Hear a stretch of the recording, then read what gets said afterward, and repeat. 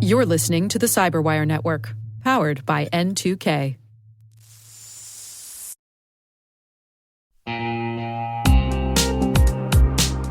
Managing the requirements for modern security programs is increasingly challenging and time-consuming. Enter Vanta. Vanta gives you one place to centralize and scale your security program. Quickly assess risk, streamline security reviews, and automate compliance for ISO 27001, SOC 2, and more. You can leverage Vanta's market-leading trust management platform to unify risk management and secure the trust of your customers. Plus, use Vanta AI to save time when completing security questionnaires. CyberWire Daily listeners can get $1,000 off by going to vanta.com/cyber. That's VANTA.com/cyber.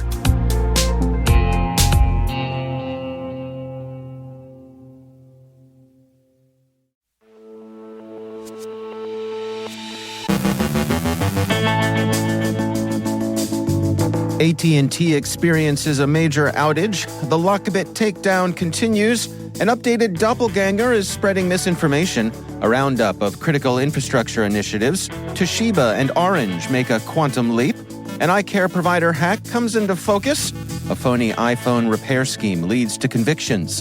In our Learning Layers segment, Sam Meisenberg shares the latest learning science research, and we're shocked to discover that phone chargers can be used to attack our devices.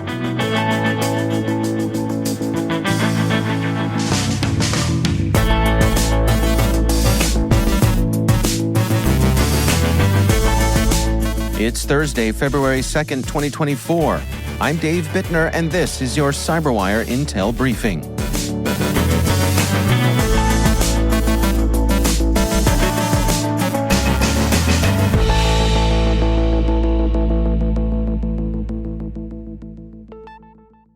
Thanks for joining us here today. It is great to have you with us.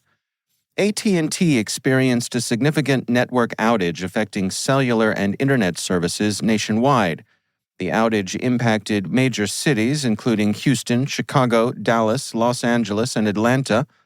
While Verizon and T-Mobile customers also faced issues, these were primarily when attempting to connect with AT&T users, with relatively minor outages reported for both. The cause of the disruption remains unknown. AT&T acknowledged the problem, advising customers to use Wi-Fi calling and working to restore service. Verizon clarified their network was not directly impacted and that it only affected their customers when reaching out to AT&T. By midday Thursday, most of the network seems to be back to normal. The U.S. is offering up to $15 million in rewards for information on the LockBit ransomware operation's cybercriminals. This comes despite law enforcement, including the UK's National Crime Agency, already disrupting the group by seizing its domains and servers.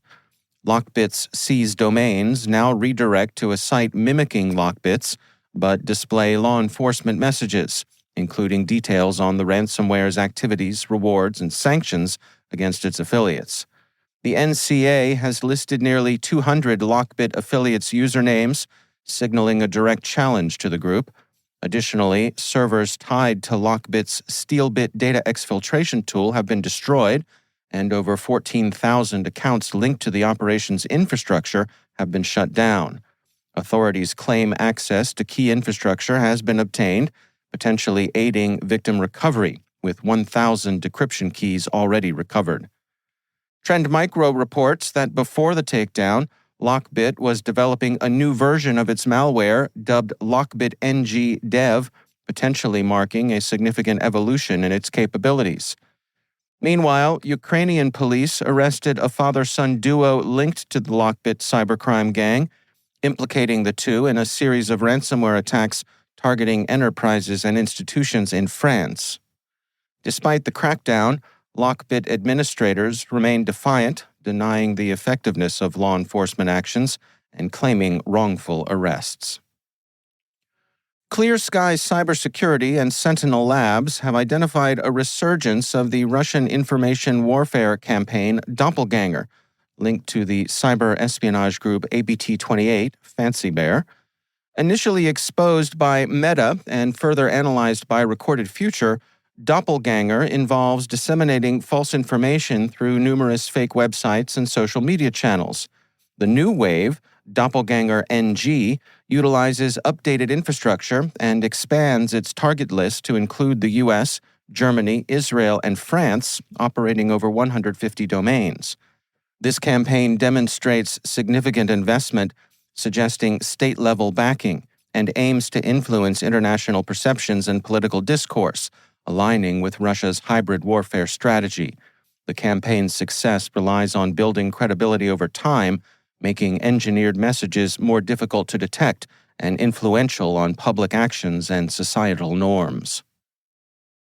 In response to an executive order by President Joe Biden to combat maritime cyber threats, the U.S. Coast Guard issued a directive targeting cyber risk management for ship-to-shore cranes, especially those from China. This directive, part of the Maritime Security Framework, aims to bolster cybersecurity across critical port infrastructures by mandating specific risk management steps for the operators of these cranes. Highlighting the predominant use of Chinese-manufactured STS cranes in U.S. ports, the directive underscores the potential for these cranes to be exploited, thereby jeopardizing critical maritime infrastructure.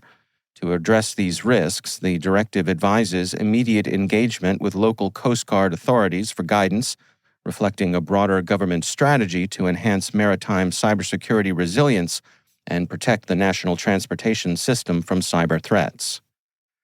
CISA, the EPA, and the FBI have released a collaborative fact sheet aimed at bolstering the cybersecurity of water and wastewater systems. This guidance addresses the increased cyber threats to WWS, offering actionable steps to mitigate risks and enhance system security.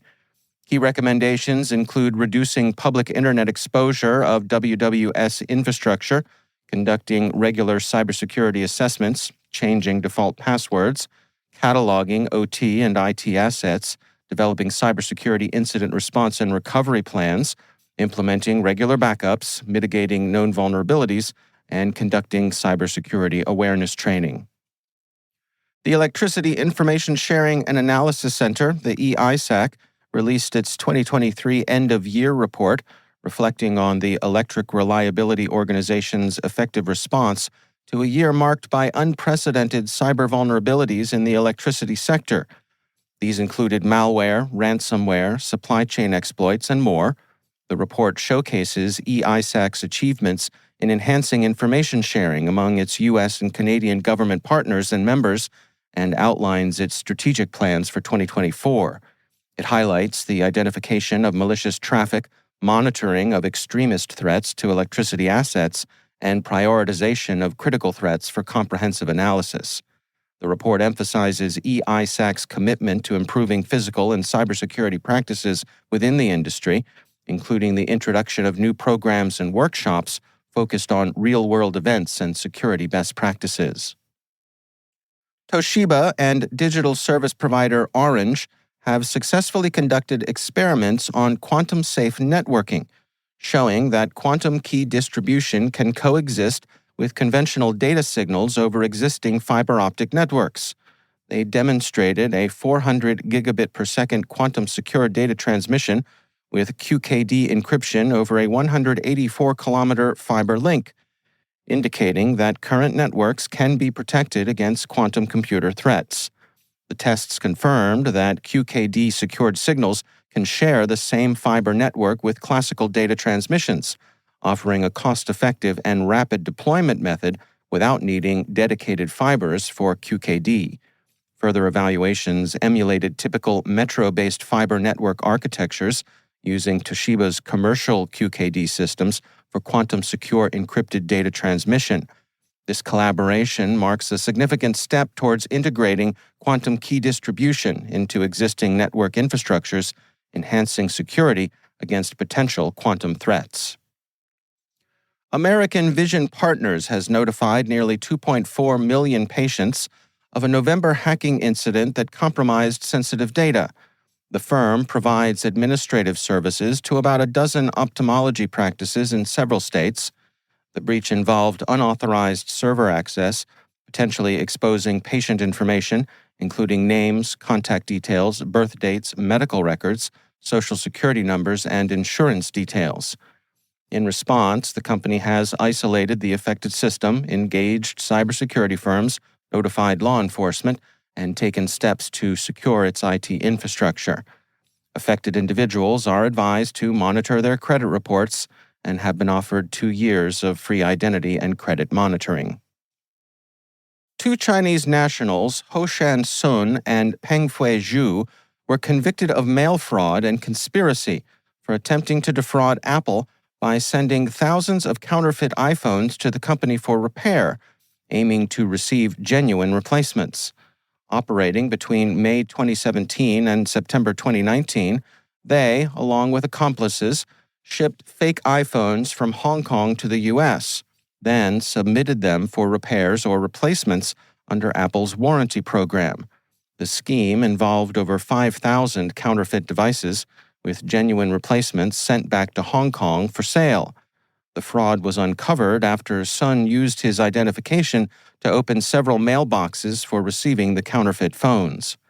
They were arrested in December 2019. Sentencing will take place on June 21st, with each facing a maximum penalty of 20 years.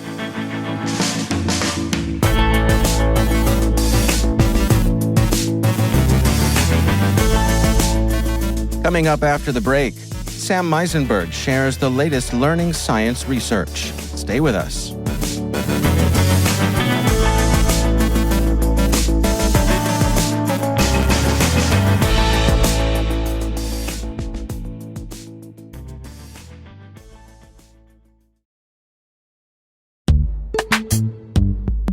This episode is brought to you by Palo Alto Networks, the leader in cybersecurity. As AI-driven attacks increase, organizations can't afford to have network security that's stuck in the past. Discover how Palo Alto Networks can help you predict what's coming and proactively secure against it with a zero-trust, AI-powered network security platform built to secure whatever, whenever, wherever. To learn more, visit paloaltonetworks.com/network security platform.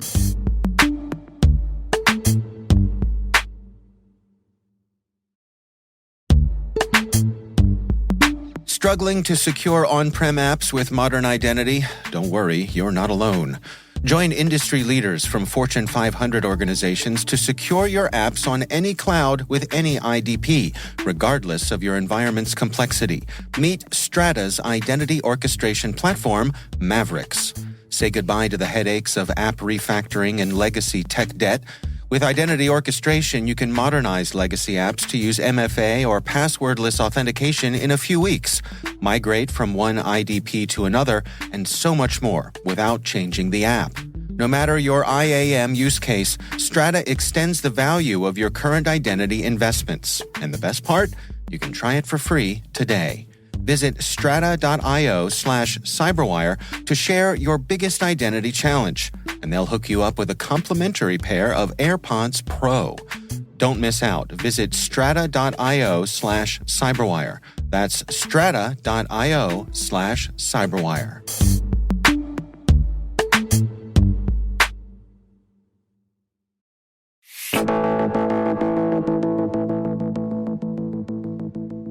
In our latest Learning Layer segment, my N2K colleague Sam Meisenberg shares the latest learning science research. Here's Sam. I'm going to do my best Dave Bittner impression. Not like an actual impersonation, I could never, but I'm going to share some news. On Learning Layer, we usually don't do news recaps, but this news is worth sharing. The news is that there's new research out about assessments and their impacts on learning. I read the academic research, so you didn't have to, and there's so many interesting nuggets and takeaways, but I want to share just 2 things with you that might be relevant. So today on Learning Layer, we're going to talk about that research and what it means for you.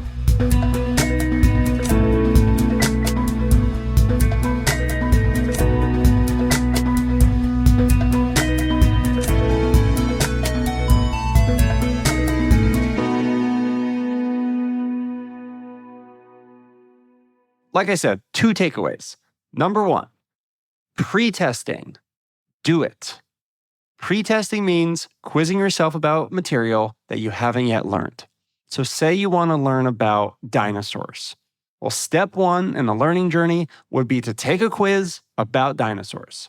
According to the research, pre-testing improves long-term performance and retention, even if you're not able to answer any of the pre-test questions correctly. Even more fascinating is that there's research that shows pre-testing can also lead to, quote, a reduction in mind wandering, which basically means increased focus during later lessons about the material that was covered in the pre-test. This is probably because you're more likely to be invested in the material if you didn't know it up front, and that pre-test sort of creates a tangible purpose or need to learn it. So the big takeaway is that if you want to learn something new, take a cold diagnostic assessment. That's step 1. Not only will this help get a baseline of your knowledge and you can study efficiently using that data, but according to the research, it's going to help you retain the information and be more engaged and focused when you do learn it. The second big takeaway is that you can retain more information by doing more frequent assessments that are, quote, low stakes. What do they mean by low stakes? Well, they just encourage learners to try to remove the feeling of dread and anxiety around tests and quizzes. This, according to the research, dramatically improves, quote, the creation of more robust retrieval routes for future access, which is a very fancy way of saying that you remember the material better and can recall it faster. An example of lower stakes testing is group assessments.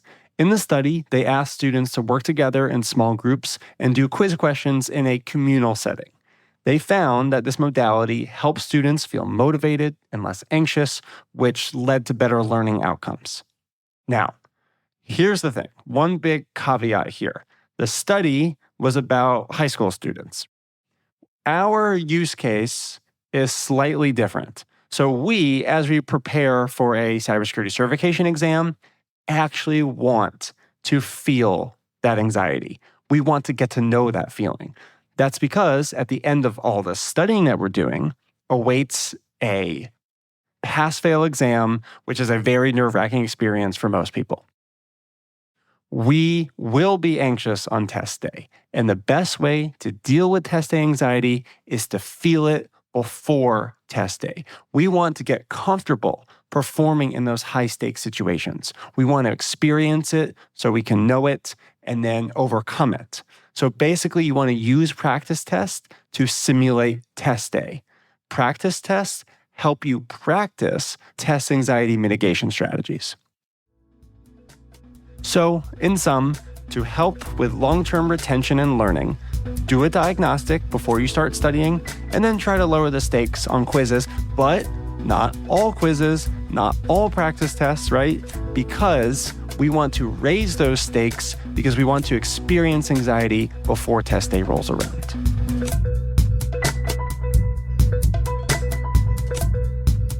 Okay, there you go. You now have the latest in learning science research.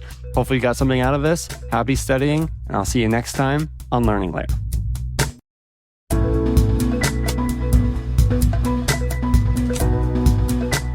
All right, fine. I'll do it. Okay, I'll do it.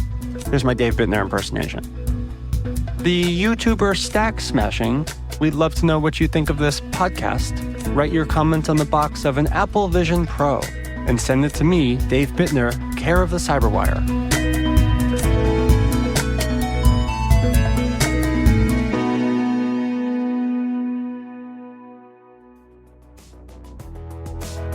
That's N2K's Sam Meisenberg.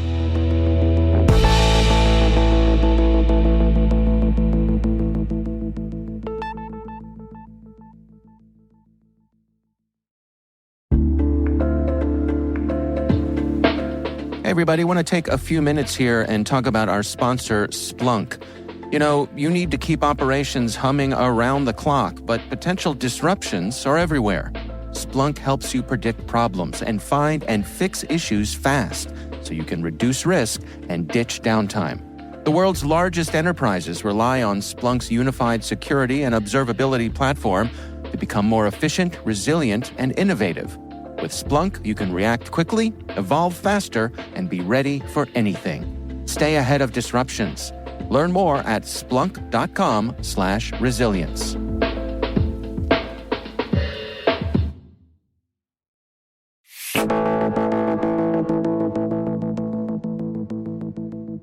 And finally, a recent study conducted by academic researchers at the University of Florida and blockchain security firm Certic has identified a novel set of attacks, collectively termed Volt Schemer. The exploits target the electromagnetic fields generated by wireless chargers to carry out a range of malicious activities. These activities include injecting unauthorized voice commands into smartphones' voice assistants, causing physical damage to the devices, and excessively heating nearby objects to temperatures exceeding 536 degrees Fahrenheit. That's 280 degrees Celsius. This groundbreaking research highlights significant security vulnerabilities within the prevalent technology of wireless charging. Wireless charging systems typically function through electromagnetic induction, where an alternating current flowing through a transmitter coil in the charging station generates an oscillating magnetic field. The receiver coil in the smartphone captures this magnetic energy and converts it back into electrical energy to charge the device's battery.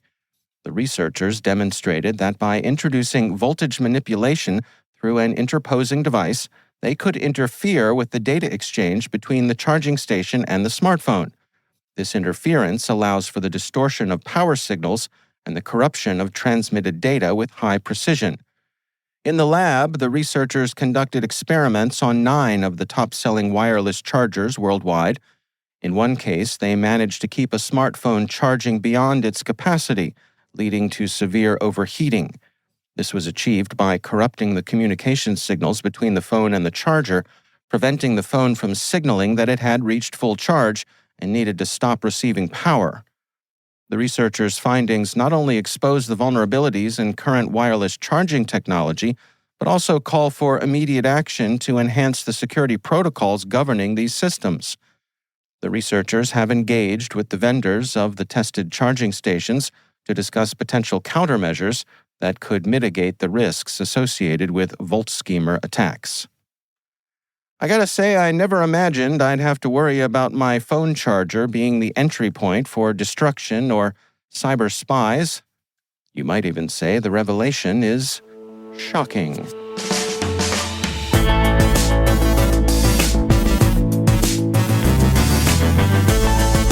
And that's the CyberWire. For links to all of today's stories, check out our daily briefing at thecyberwire.com. We'd love to know what you think of this podcast. You can email us at cyberwire@n2k.com. We're privileged that N2K and podcasts like the CyberWire are part of the daily intelligence routine of many of the most influential leaders and operators in the public and private sector, as well as the critical security teams supporting the Fortune 500 and many of the world's preeminent intelligence and law enforcement agencies. N2K Strategic Workforce Intelligence optimizes the value of your biggest investment, your people. We make you smarter about your team while making your team smarter. Learn more at n2k.com. This episode was produced by Liz Stokes. Our mixer is Trey Hester with original music by Elliot Peltzman. Our executive producers are Jennifer Iben and Brandon Karpf. Our executive editor is Peter Kilpie, and I'm Dave Bittner. Thanks for listening. We'll see you back here tomorrow.